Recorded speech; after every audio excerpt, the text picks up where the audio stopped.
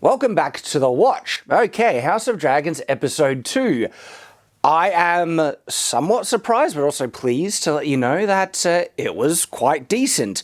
Was it phenomenal, overwhelming? No, this was kind of like a follow-on episode where things naturally progress where the last episode ended off on. No massive revelations, but it does set up future conflicts, which probably might spill out to something a bit more significant.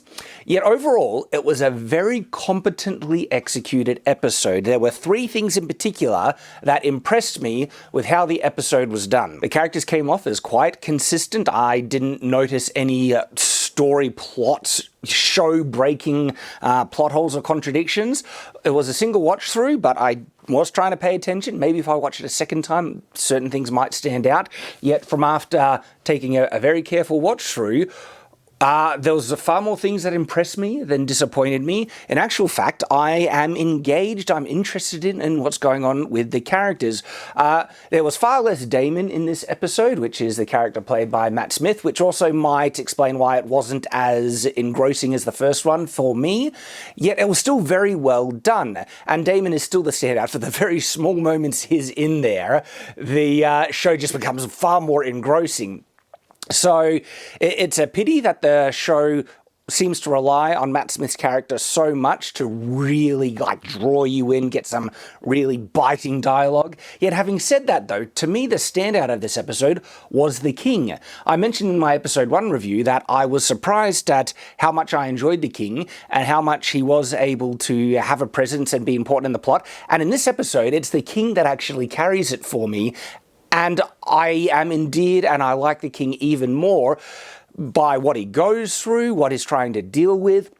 And it's very much focused around the King and his decisions this episode. And so the fact that it doesn't have Damon, Matt Smith's character, in it as much, isn't a total loss because the King, surprisingly, is able to come in and help support the series. The Princess is still a bit, she does an effective job. I don't think it would be nearly engrossing if the whole series was resting on her, which it might in the future. I only have decided to look at some of the Game of Thrones lore peripherally. I only know vague things of what will happen in the future. And I've purposely avoided massive spoilers so I can try and get the full impact of this show. And I've already been told that they are changing certain things from the books, and that would annoy me. I think those are still valid criticisms. You should always want a more accurate interpretation. And I can't really judge if their changes are appropriate for adaptation into live action or not. But at the moment, just looking at the show self-contained on its own, it's quite effective. What were those three things that really stood out to me in terms of showing that this, so far, just episode 1 and 2, look, I don't know if it'll go off the rails later on. And then even if this whole season is really good, will it go off the rails in later seasons, as we saw in previous Game of Thrones? That's the big fear. That's the takeaway and response I've seen from lots of people after episode 1. And then in extension, they're worried that the whole show might go off the rail in later seasons, making them reluctant to even commit, and they want to just get a report if it's good before they're even willing to dive in. And I get that. I fully understand that hesitance and reluctance. And so all I can do is report on the quality of the show as it's being released. And so far, episode 1 and 2, surprisingly well done. And what's also really surprising is the lack of agenda and politics that's actually in the show. The people making the show, and even people act like I did a video previous to this one talking about how the showrunner and one of the actresses were trying to politicize the message of episode 1 and how episode 1 contradicts the interpretation that they were trying to say. Go check out that video if you want to get all the ins and outs, because from what I feel a very fair and objective reading from that episode, it doesn't say what they're saying at all. And in episode 2, there's 1 or 2 scenes that you might be able to interpret as, having a certain political agenda, but I think it's very in line with the characters in the scenes, and it's balanced by the view of other characters, and they're doing things that would be very against a certain progressive agenda. And so the show seems to be more concerned so far with just trying to make a consistent, well-made show, that's all that we've ever wanted. And the fact that people are trying to politicize it outside of just the quality and what the show is actually saying is a bit unfortunate, yet it's also being contradicted by what's in the show at the moment. I'm not saying it could go off the rails in the future, but a lot of my concerns are being contradicted, so much so to the point where I'm thinking, what on earth were they even talking about? Because the agenda that they're trying to push so much is not coming through in the show. So I speculate with Nathan what that actually means. What are the implications, in that other video? Go check it out. I won't need to spend too much time here on that. But the fact that it's lacking of overt wokeness, and there's even anti-woke kind of elements if you just look at it from a certain point of view, means that it seems like the focus is just trying to make a good show. And then there are the elements of pretty impressive competence in this episode. For one, all the scenes in this episode are actually really important for establishing either character or moving the plot forward. There is no wasted scenes, no pointless filler, and as a result, I found it all pretty good and engaging. It's like, all right, I'm interested. This is saying something about a character. This is saying something about important politics and everything. So far, well-made and efficient show as a result.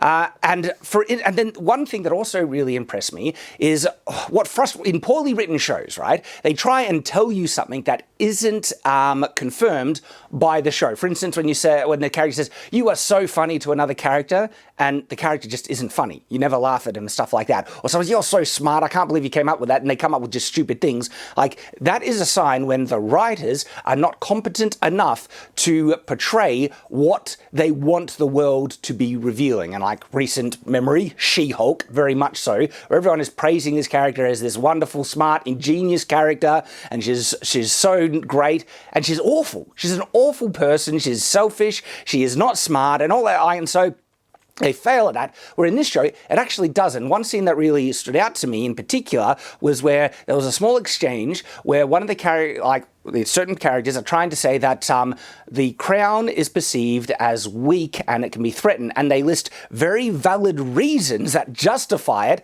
and the reasons they list have been shown in the episode so far. This isn't them pulling out stuff out of their butt that we haven't heard before. It's all pre-established, and so they're just listing things that we've already seen, and then put together collectively paints a picture that what they're saying can be a very valid interpretation, which just comes off as realistic, therefore well written. And it is such a relief and a refreshing thing to see something competently written these days.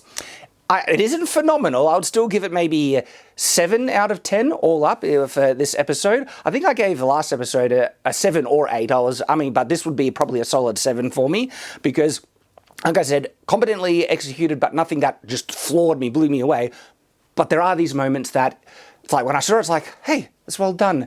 I don't want to give it too much praise, because this should be the bare minimum. This should be like the very base level of competence, but we've been missing it so much in modern media that I don't want to try and have an inordinate reaction to something that's just should be standard quality writing when it's so rare these days. But that's what it is. It's standard and it's good to see, but I'd say executed well enough as well. And some of these things are actually more than just stock standard, the bare minimum shows, this is actually cleverly well done.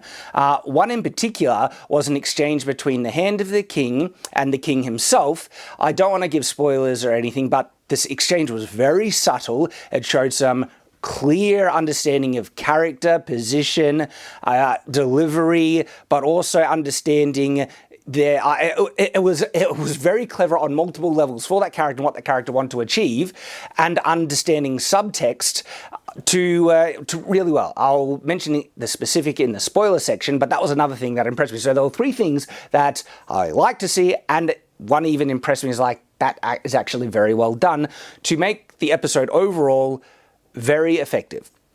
Very effective episode. I'm getting engaged. I want to see where this is going. I'm interested in, the potential conflicts that will come out of this. So there we go. That's my kind of non-spoiler section for House of Dragons episode 2. I got to give it a thumbs up. It's doing well at the moment. I mean, I was worried it would go off the rails. I'm not, I don't want to get into a false sense of security and say just because we got 2 episodes means the whole season. We got to wait and see, especially with Game of Thrones, because we saw how it went off the rails in a big way. And the fact that the showrunner and certain actors and stuff in it are politicizing it so much behind the scenes, I still have those concerns. But I will judge it based on what has been released so far. There it is. Now we'll get into the spoilers, more detailed breakdown, even a scene-by-scene kind of recap, but also not just recap of everything, but my observations chronologically, that things that stood out to me, things that are worthy of praise, and there's a surprising amount of stuff. There's more to praise in this than criticize, honestly, and I was looking carefully. Let's have a look at it. The opening montage is a bit of a kind of a recreation. I do like the addition of blood. Like they're saying this is about bloodlines and rights to rule and things. But other stuff seems to be a bit of a same. It's got the same music, so it feels a bit copied from the first one. It opens with seeing people being eaten by crabs. Now, this is an important establishing scene to certain plots and conflicts. That one was already talked about in the previous episode, but these conflicts are now important plot points for this episode, and so the show isn't wasting anything. Like, this is an important thing to establish to begin with. This scene establishes something else that's rather important, apart from other things, but it also says that half a year has passed since the last episode. Now, this is actually important information, and it was delivered in a mostly natural way. It didn't feel too forced, where basically the character's trying to say that Damon has taken Dragonstone for half a year and you've done nothing. And that is for the audience, but I could see someone emphasizing he's taken it for half a year. To emphasize the fact that he's taken it for this long and you haven't done nothing. And so Damon has taken, that's Matt Smith's character, taken Dragonstone, a very important, keep, and also has control of one of the dragons. And so, again, establishing important things. So this is one of those scenes where people might try and say, this is their message, and even, certain people with agendas might be saying, this is where we have our message, but I don't think it's supported by the context of the scene itself. So what happens is they're talking about what they need to do with Damon. What they need to do with these pirates that are attacking the shipping lanes. And the princess says something, you should take the dragon. I forget exactly what she says, but she's basically dismissed and asked to leave and do something else. People might say, look at this, people dismissing what she's saying because she's a woman, when what I think is just as valid a reading of this scene, and what I think the scene is more even implying, she's challenging the king in front of his council, and she's not old enough, she hasn't been given position to be able to do that yet. She is still the cupbearer. And look, I think there's people also trying to say, look at them dismissing, that they could interpret this, that they're dismissing the daughter as giving her a useless position as just being a cupbearer. Well, no, being a cupbearer has a significance because it enables her to listen in, as she is doing in this scene, to politics, to learn how things are governed, how the council happens. And so it's actually a very useful way to train her without her stepping on anyone's toes or seeing out of place or anything like that. And so no, it's not like, I'll just make you my cupbearer kind of thing. It has important utility. And then they says that, and now she does actually speak out of turn. And for a cupbearer, look, she is the heir, but she's challenging the king in front of everyone else. And to me, that, I feel, is reason enough for the king to say, go do something else, because the king doesn't want to be perceived as weak, and is probably being perceived as weak enough already. So there's a valid interpretation of this scene that is not, sexism.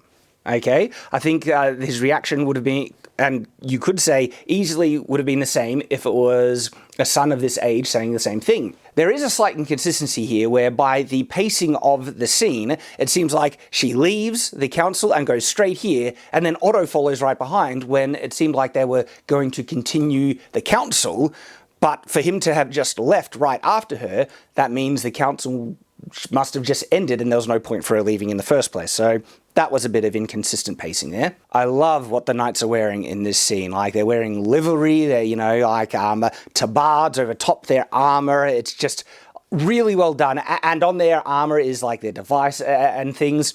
This is very authentic to the medieval period and creates immersion, and it looks so much like we didn't see this in the original Game of Thrones. And so I have a video on Shadiversity looking at all the accuracies, medieval accuracies, and some of the inaccuracies of episode 1 alone. Go check out that if you want the deep dive. And we see that, attention to detail consistent in this episode, because the knights just look brilliant here. So as each knight steps forward, the guardsman, who's like the king's guard, he grabs like a little statue thing of the knights and their device. This is like extremely elaborate, and do they have these pre-made, or were they all made? All the knights in the row? Like, this part, for me, it doesn't make sense. It would make sense if they had a scroll with the knight's coat of arms and the coat of arms of the family, because that's important heraldry to know. But the fact that they would have specifically carved, statues, and then who do they picked them kind of basically who has the most merit. That means they had the statues on hand, or they carved them ready for this meeting. It was just a bit of bizarre, excessiveness that didn't fit logically, in my opinion. And also, what is the point of placing the statue forward to indicate that this is the device of the knight stepping forward? Because you don't need that. The knights are wearing their colours and livery on them. That identifies which family you are. So you might not be able to recognise them by face because, TV, cameras, photos don't exist and all that stuff. This is why heraldry exists in the medieval period, so you could identify knights. And as being a highborn noble, you would be learning the heraldry as part and course, which we even see them doing in episode 1. But that was more history. But still, you would learn the heraldry of the noble lords in the kingdom. You would know them, and that means you would recognise the heraldry they're wearing when you see them, because they're wearing it. That's how you identify them, so you don't even need the statue thing there. They're wearing it. It's like subverting the very point of heraldry, which they literally have in the scene, by doing this. So this is nonsense. Look, it's a very small part. People might say it's a nitpick, but I'm pointing it out. Like, seriously, look at these knights here. I love their armor. I so rarely see, tabards or jupods on top of metal armor in anything. And it's great to see. The politics in this show is all very justified and actually very authentic to what would have existed in the medieval period. That this is a feudal system that's based upon vassalage, and so the king's authority is actually very decentralized, and he needs support of all these different lords. Insulting certain lords and having disagreements, grow, undermines authority, and not picking a knight of a powerful family here to join the king's guard could be seen as an insult. And so Otto here, the Hand of the King, he rightfully points it out. Again, what I like here, this is justified, logical politics. It's not just people saying, oh, you're doing something that might insult someone that has no grounding or real justification logically, just in the real world or in this fantasy setting. It's all very well justified, which makes the politics feel real as a result.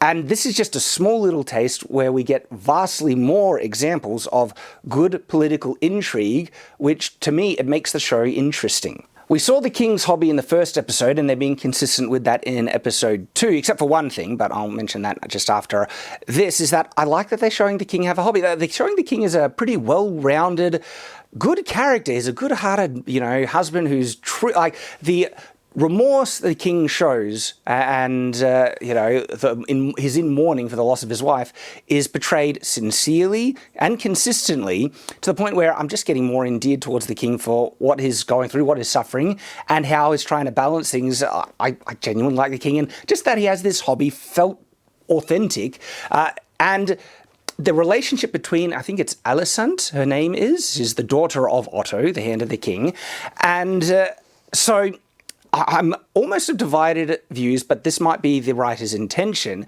You can see why the king is becoming endeared towards her, because she is playing every move perfectly. She's showing interest in the king's hobby, and as a guy, like guys love when girls show interest in what they're interested in. It makes them feel that this person is interested in them as well. She has also one of the few people who shared true remorse and been remorse over the loss of the queen, and tried to connect with him in a way that she understands as well. Also, she later gives the king a gift which is set up in this scene. He actually breaks something, and she goes out of her way to get it fixed and gives it back to him, and that really touches his heart. And so that relationship is done very well, and you can see how the king is clearly finding true comfort in her company. But what we don't see is if she is gaining anything from this relationship, that if the king has done anything that really touches her, makes her endeared towards him, And I don't know if this is either an oversight of the writers or it's very intentional from the writers that Alicent, this girl here, is playing the politics. Or there was one sign in this episode where it seemed to have implied that she's doing this only because of political reasons, and it's when her father tells her to go see the king again that night, and she has an expression of reluctance and a slight annoyance. It's very subtle, but it's there. I'll try and stop on it when we get to that scene. And that is probably the only indication that she's doing it reluctantly because her father is ordering her to do it. Again, we don't get shown enough from her true feelings on the matter. If she's doing it reluctantly, but she's okay with what's and she likes the fact that she might be getting one of the most powerful positions as queen if it happens that way. Well, spoilers. We're in the spoiler section. Yeah, that the king declares that he's going to marry her at the end of the episode. And if that was all part of her own plan, that just went along in lines with the father, but then why is she showing such reluctance? And if there is true reluctance, okay, is this intentional? Is it part of it? And if it is, that means it's been done intentionally, and the writers are being very clever here by not revealing any of her reactions to the king in these scenes, apart from feigned kind of compassion and concern, but she is constantly doing things for him, and he is showing true kind of genuine responses to it and you can see that he's really appreciating these gestures she's doing for him, but there's nothing that we're seeing her gaining or being endeared towards him. And so again, this could very well be intentional. If it is, it shows that they're putting a lot of time, effort, they're showing just care, paying attention to the subtext of each scene very cautiously, very, very intentionally, which honestly just shows that it's being very well executed. The depiction of this show, and when you compare it to so many other shows where it seems like they don't know what they're doing at all, the contrast is very stark. But the inconsistency, as I mentioned, was that he says in this episode that he actually isn't making these models, the stonemasons are doing it, he's just doing the research and stuff. When the previous episode, we literally see him working on one of the models. It's a nitpick, but it is a blatant contradiction by episode 1 and episode 2. A small thing, it's there though. And I told you, I was paying attention, so much that I'm even noticing very small inconsistencies, but I haven't noticed anything big. Refreshing. This scene here is a really good establishing scene, establishing their relationship and friendship at the moment, and Alicent is expressing concern to the princess about, is she going to be replaced by a new heir, which sets up a certain feeling of betrayal later on by the princess when it's announced that the king wants to marry or is going to marry Alicent. Again, set up, pay off. This is an intentional scene. What they talk about is setting up something quite important. It also sets up their relationship. There's an angle in this scene that I also felt was very intentional. It's when they both kneel at the altar, and this one right here. At one point they are holding hands as well. They're showing a very close, trusting relationship between the two, intentionally, to try and set up certain feelings of perhaps betrayal later on. It's a scene that is doing multiple things, setting up important things in the episode.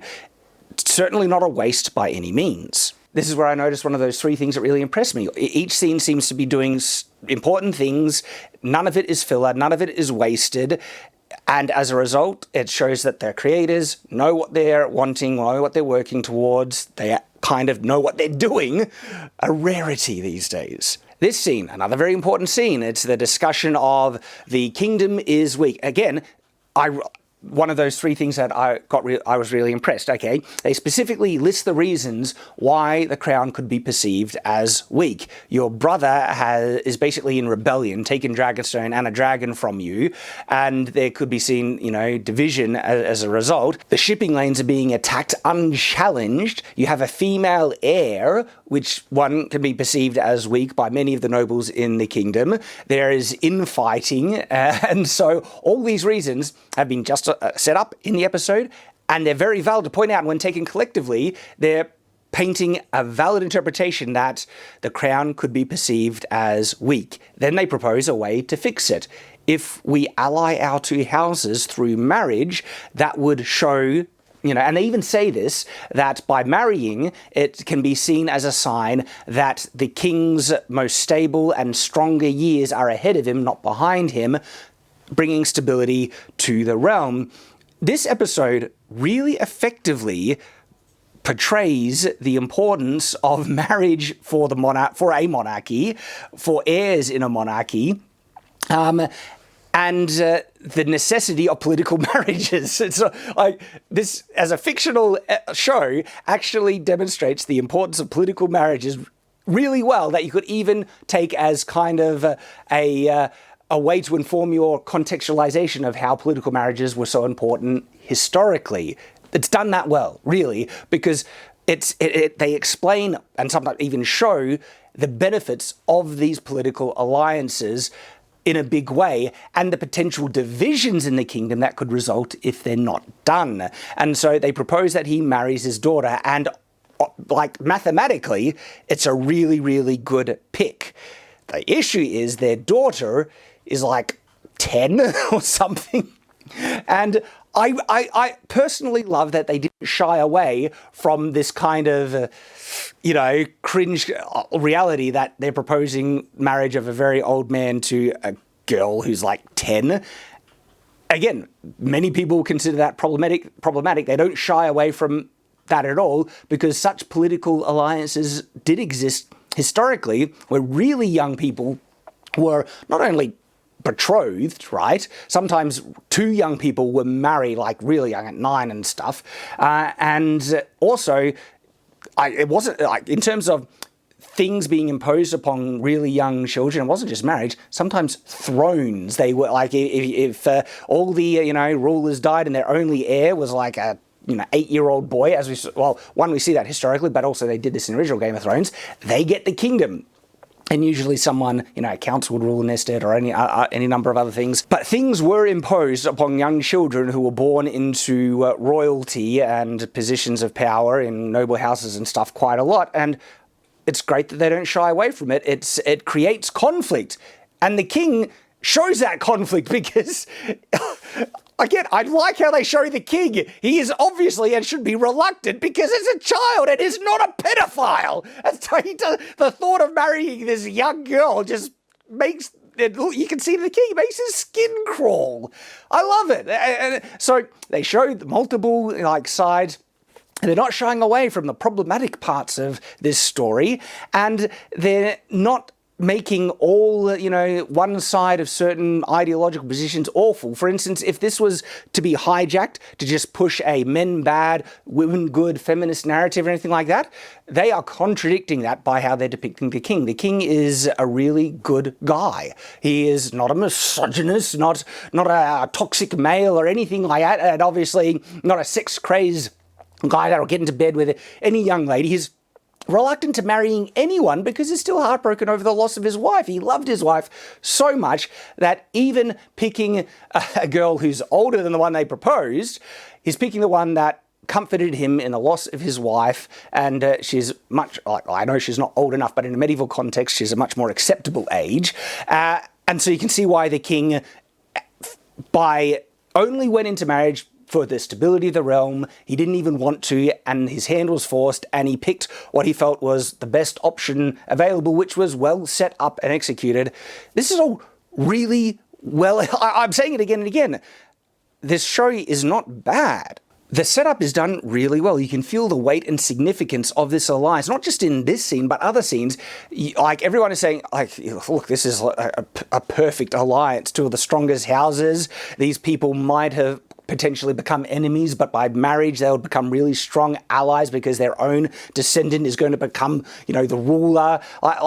Mathematically, it's a great alliance, which just makes the episode work even more for the fact that it's a young girl also, and makes the conflict what should the king do? And this is the thing, politically, mathematically, he should have taken that alliance, absolutely, but he doesn't, which you could also say is the higher moral choice because it's a girl and everything, but if it's the stability of the nation with thousands of lives at balance, perhaps it isn't the most moral. That's the conflict that they establish and present really, really well. Just going back to this scene, there was a line that I just want to point out and give credit because I thought it was a, well done line. When talking about why she was picked as heir, Alicent says, "He chose you as heir," and then she replies, "He didn't choose me, he spurned Daemon." And it was actually just a well-constructed line with subtext to the previous, politics that has happened. It's just snappy, short, concise, delivered well, and good writing, hey? Remember how I said they kind of go out of their way to pay attention to certain historical details that I really appreciate? It's a small thing, but again, I noticed this. See the fork that he's using? That's a medieval-styled fork. I mean, forks did exist. They weren't used everywhere, but people who could use forks, yeah, and I was like just a two-pronged pointer thing. I got an example right here that I bought at a medieval festival. This one's more narrow, but just that's the type of fork they had, and a wider, shorter one. Also, same thing, they have it here, attention to detail, more immersion. So in this scene, this is the king going out of his way to try and fix the relationship with his daughter because he hasn't spoken with her much since the mother, his wife, passed away. Perfectly understandable why. But they're showing the king as not this heartless, uncaring father that doesn't care about his daughter or wants a good relationship. He wants a relationship with her and is trying here, but he's also not perfect at it either. But he's trying, which just makes me like the king even more. And so, talk a little bit about, the mother. He mentions that he still missed the mother. And then they bring up that little confrontation they had at the beginning of the episode where she spoke out of turn in the council thing. And the king basically says, "Don't worry about it. Let's not think about it. Let's drop it and move on," which he thinks is trying to do the right thing and showing charity by not trying. Basically, he could have punished her for that outburst and challenging him in front of everyone, but is saying drop it. But she obviously perceives that as him dismissing her views.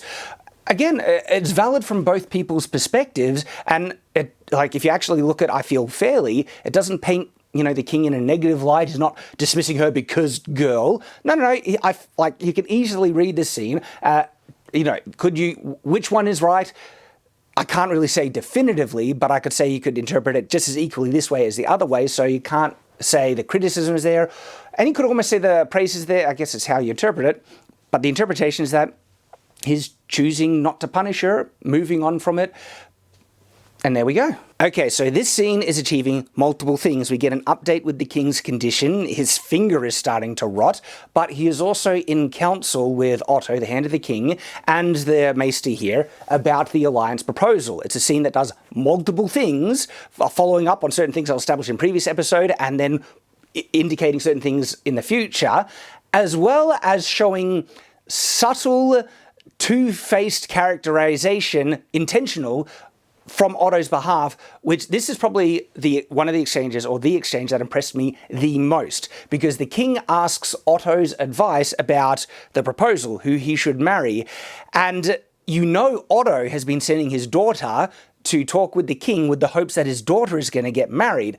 But if he is a good counselor, all right, he should give the king the most effective advice, yet how is that going to work against his own intentions? So it's actually a brilliant setup, and the way that they show Otto's response is excellently done. This is that third thing that actually impressed me. This is not just base level we should expect. This is actually very clever subtextual writing and characterization. Otto comes out and says, I think he's forced to, because he could look like an idiot if he says anything else, that this is a very effective alliance, essentially. It's something that but he doesn't want to undermine his own position, and so instead, he takes an angle where, "I pity you, he first says, "When my own wife died, I was so, heartbroken. I don't think I could ever marry again. I pity you, my lord, that you would have to do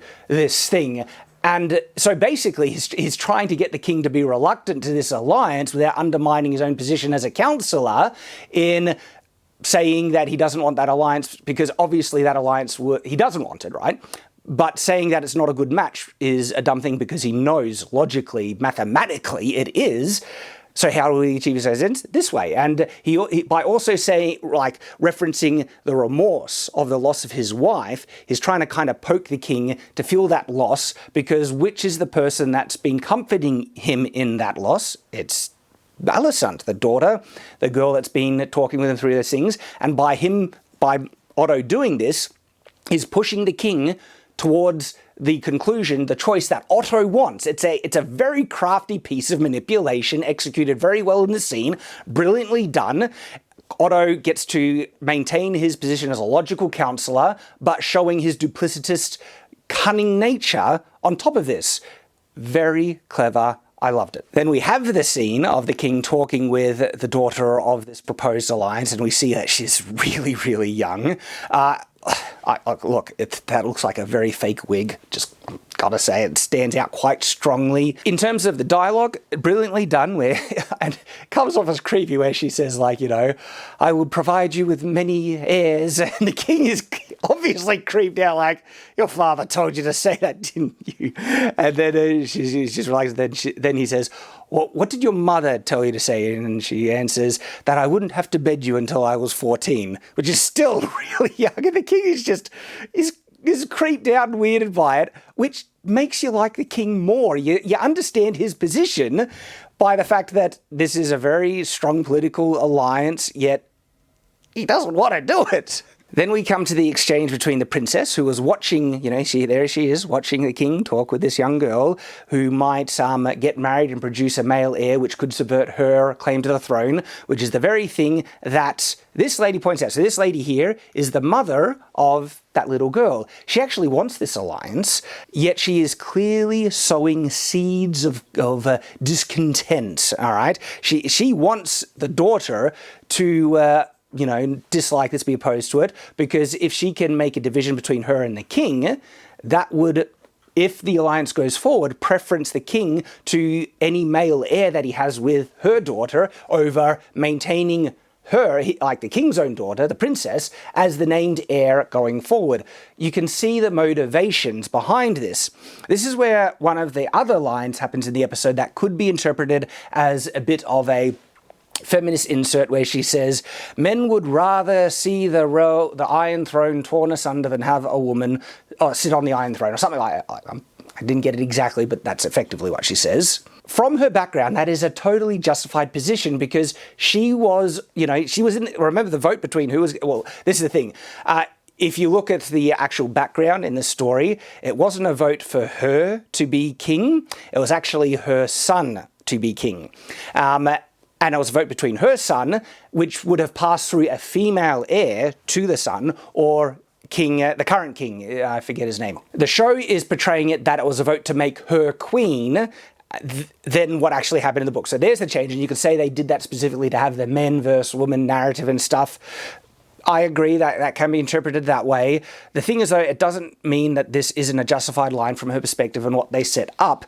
And what's interesting, like, I don't know if the people are aware that if this is a narrative that they're really trying to push, how much they're contradicting this by the context of the show. So far, what they have shown in the show, these 2 episodes, they are actually shown pretty strong evidence that you might not want a queen on the throne. One, like a big thing that they've shown in the episodes, is that the risk of death in childbirth. Now, it's not 50-50 like showrunners have said outside of the show. Like, risk of death, I've heard one report that it might have been 1 in 10 women might have died in childbirth during the medieval period. Look, birth mortality rates was much higher in the medieval period and stuff like that, but even 1 in 10, right? If you have a queen on the throne that has a chance to die because of childbirth, and you do need heirs, you can't just have a queen on the throne and not have her produce babies for heirs and stuff like that, means that there's a higher chance that she will die than having a king on the throne. Now, you might say, what about going into warfare and everything like that? Well, that's the other thing, okay?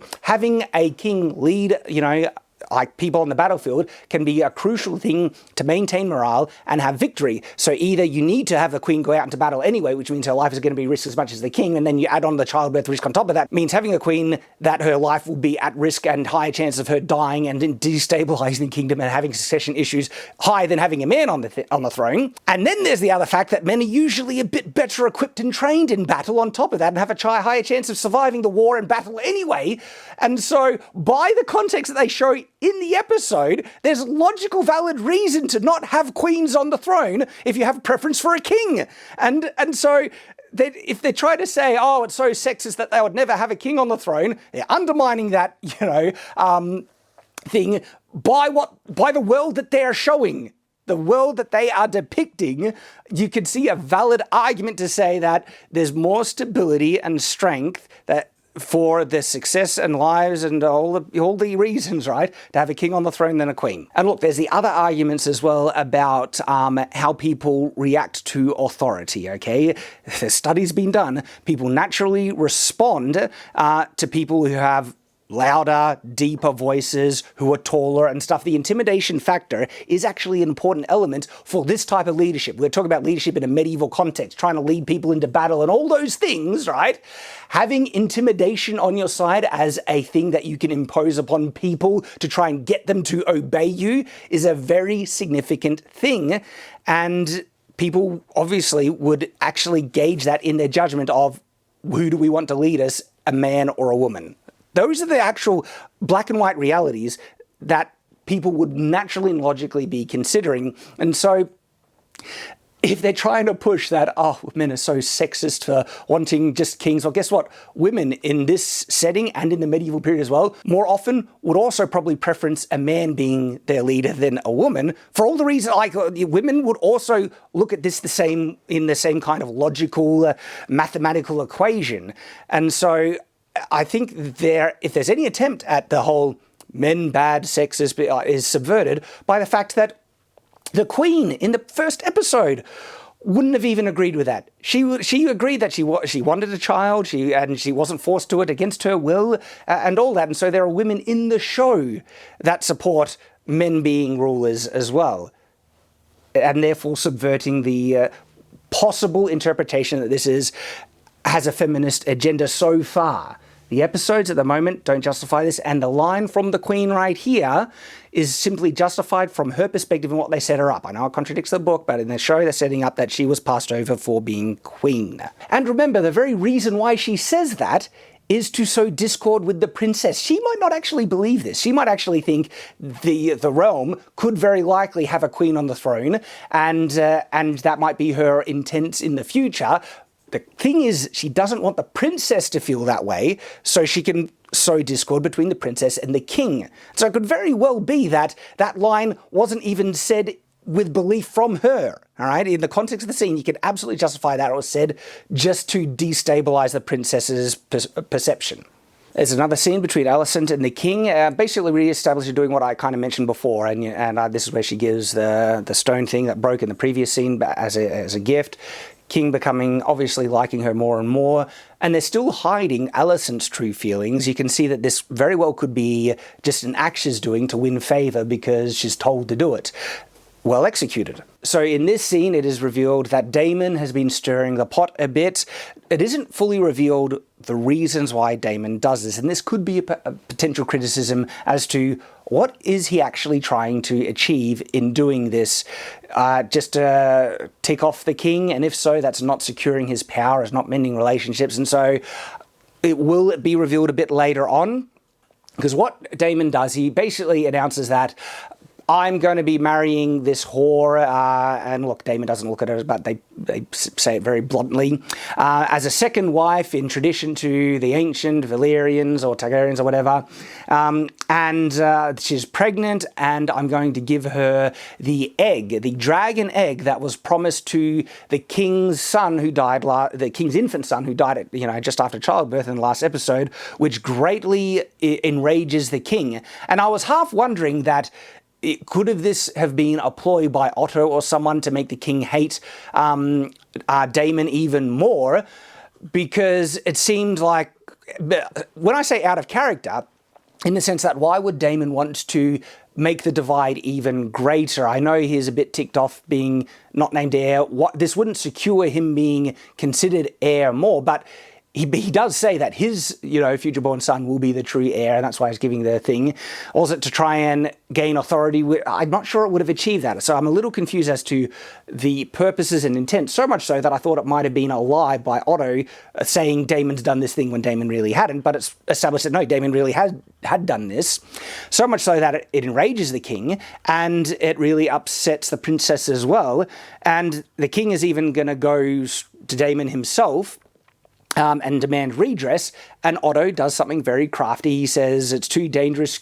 He's really trying to make Daemon look more unstable to the king than he really is, trying to say that Daemon would actually potentially kill the king himself if the king went, and as a result, Otto manipulates it that he gets to go instead. Very crafty, very manipulative of Otto, because you know what he wants? He wants to be able to... He hates Daemon, so he wants to be able to go to Daemon with authority over him. And in going in place of the king, he essentially does, but you know Daemon would never look at Otto with the authority that the king has. Otto's a stew to Daemon's mind, and so by doing this, Otto is basically ensuring that no peaceful resolution could happen, which is what he wants. He wants Daemon completely out of the picture, disregarded as heir. He wants his daughter married to the king, her heir, her daughter, whatever, and so he's probably going to undermine the princess eventually as well. All those reasons, okay?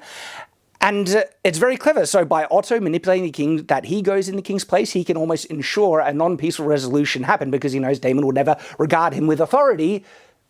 They got, in terms of Otto's crafty, duplicitous nature, they're nailing it. It's really well done. So this is the scene where Otto tells his daughter to go to the king's chambers again and be with him. And look at her expression, okay?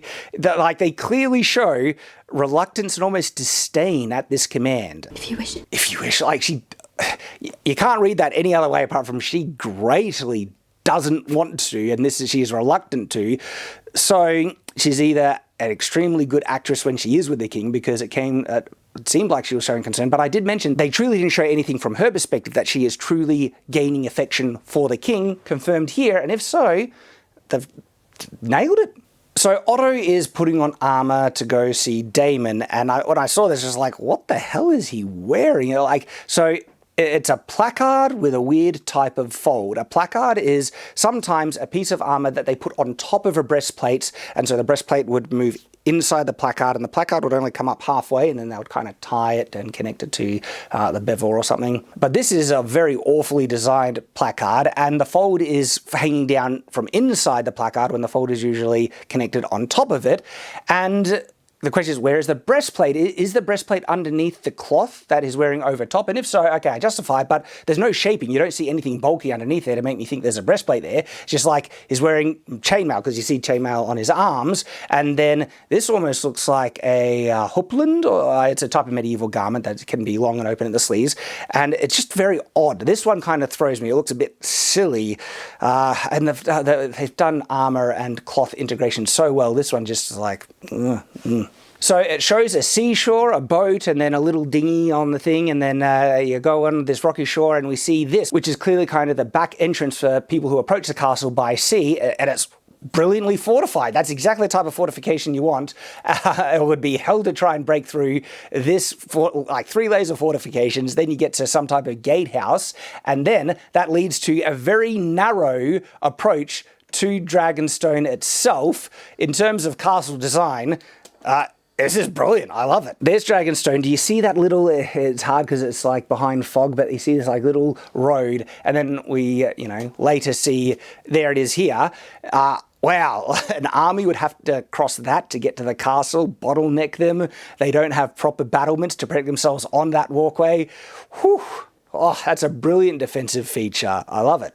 So they're approaching the castle in that walkway, and Daemon meets them there. You could consider this as a foolish move. Like, he could have forced them to walk all the way up to the entrance, the gate of the castle, and he just meets them on top of the battlements.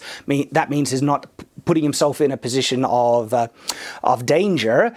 The thing is, though, he thinks he's well protected by, well, the dragon that appears later in this exchange, because Otto is vastly too confident. Otto says something that just doesn't make sense. Even if Daemon didn't have the dragon, Otto says, if we fight here, you have no chance of winning. You're going to die. But from the amount of people, it seems mostly even. Maybe he has numbers slightly on his side. But I don't get the impression it would be just flat-out victory for Otto. And he hasn't approached Dragonstone with an army. It seems like this is his retinue right here. So the fact that Otto is trying to threaten Daemon doesn't fit with the amount of force he has at his disposal by any means. I think that's a legitimate flaw we could point out. But then, of course, we know Daemon has the dragon there, and what, did Otto just forget that as well? And so the fact that he's threatening it is stupid. And look, I know Otto wants to sow discord. He wants there to be some type of physical altercation, but I'm sure he doesn't want to die. And the line that Damon throws back at him, brilliantly delivered by Matt Smith. Whenever Matt Smith is on screen, it lifts the show because he does it so well. Otto says, "You won't survive," and then Damon says, "Well, happily, neither will you." But the delivery is done excellently well. There's still very good politics in this scene, even if the setup isn't completely logical. And Damon basically says, "Where's the king?" And Otto says, "The king wouldn't even consider entertaining this mummer's farce," and stuff. So it seems like a good type of dialogue that fits with the setting.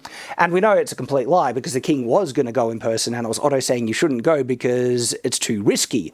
Not that it was beneath the king, but by Otto saying it's beneath the king that he wouldn't even entertain this. Again, sowing discord between Damon and the king. Otto is a crafty little snake, this guy. The princess arrives, and then it's basically dragon against dragon. She approaches Damon and basically asks him, "Why are you being so stupid? Why are you giving the egg away?" Asks for the egg back, and she does diffuse the situation. Damon, this is interesting, Damon does give the egg back. And so there are signs that Damon doesn't want huge conflict between him and his brother. And so it does make me question, why did he even do this in the first place? The princess says that Dragonstone is supposed to be mine, and Damon just flat out says, "It will be yours when you come of age." And so it's not like he is actually trying to, rebel against the king. Again, you don't really get told what his intentions are in the large scheme of things. He gives the egg back and then he goes back to the castle, and the princess did diffuse the situation. I'm still, like I said, I'm wondering what was the purpose, because if the princess didn't come, they probably would have come to blows and Otto killed, and David wouldn't have objected to that, what would he have gained? There is a scene between Damon and, his girl, and you find out that she's actually not pregnant. They're not even married or to be wed. And that just makes me question more, what is Damon trying to do? She's like, she even says, "I don't want to be burdened by childbirth," the point. And his response is, "Yeah, children are troublesome things. I'm glad." I don't know. This is a scene where the king is talking with one of the other council members, and the council member just basically says you should marry, the younger girl to strengthen the king and stuff, setting up what you think what the king might do, and it's going to be subverted. That's the purpose of that scene, I believe. Good scene between the king and the princess here, where basically, again, this scene is establishing what the king is going to do, and at the moment, the daughter is saying, "I support you, marrying for the strength of the realm." The king says, "If I marry, it's not to produce an heir to replace you. I won't replace you as heir, but if something happens to you, I do need more security. I do need another heir after you." And so this scene is establishing that the princess is supposed to be in support of the king marrying again, but she is clearly thinking it's with the young girl. But it's still a scene that builds the relationship, the king's affection towards her, and builds the king even more. Then we come to the scene where the king is with the council member, and it's the big reveal. They were trying to show by the previous two scenes that to mislead the audience, to make them think that the king is going to say, "I will marry the young girl, which is the daughter of the queen who never was," and stuff. But then he goes out and flat says, "No, I'm going to be marrying Alicent Hightower." But that's also been properly set up because she's the one that he has the most affection and relationship with. You don't know what her feelings are, but she looks at the princess and she looks guilty. See, this guy, it's his daughter that they were trying to propose. So he's annoyed because it undermines the politics that he was trying to push. And the princess feels like, I would like to be given a bit more information as to why the princess feels so betrayed by this, because yes, they're close friends, but what are the reasons they're going to tell us in the show why the princess is so reluctant for her close friend to marry her father? Is it because it's just weird? But she was going to be okay with a young girl marrying him. If I was in the daughter's position, you'd think this would be a preferable thing than your father marrying a 10-year-old girl. I don't know. She storms out, showing that she is upset with it, and then it cuts to that guy, the father of the daughter who was now not going to marry the king, basically saying, you know, I've had to fight for everything that I need, and they're setting up conflict because who is he talking to? It was kind of obvious. It's Damon, and is basically going to be forming an alliance with Damon now. And this, again, it kind of demonstrates the fallout of politics. If you don't do the most politically expedient thing, you could offend people, you could make the realm weaker, and this is leading to further conflict in the show, which is a good setup, honestly. And as a result, it makes the episode just feel effectively done, even though it wasn't like massive, huge things did not happen. It wasn't anything like Red Wedding, but it was a very effective episode, a transient episode to set up future plot points, future conflict that was still interesting as a result and competently done. I gotta say, like, episode 2 impressed me. I'll still sit on my 7 out of 10 because it wasn't you know, mind-boggling, didn't blow me away, but it was just very competently done. There were some things that genuinely deserved praise. What did you think? If you have seen House of Dragons episode 2, I look forward to reading your thoughts in the comments below. And as always, as you do know, stay on watch.